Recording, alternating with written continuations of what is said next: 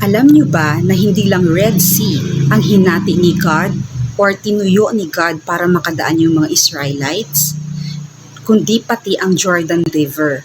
Kasi kailangan nilang mag-cross sa Jordan River para makapunta sa Promised Land.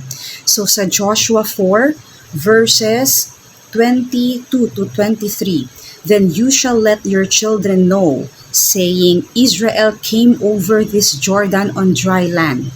For the Lord your God dried up the waters of Jordan from before you, until you were passed over, as the Lord your God did to the Red Sea, which he dried up from before us, until we were gone over." So, di ba kasi ang sikat lang na hinati daw ni God or deny up ni God para makadaan yung mga Israelites ay yung Red Sea.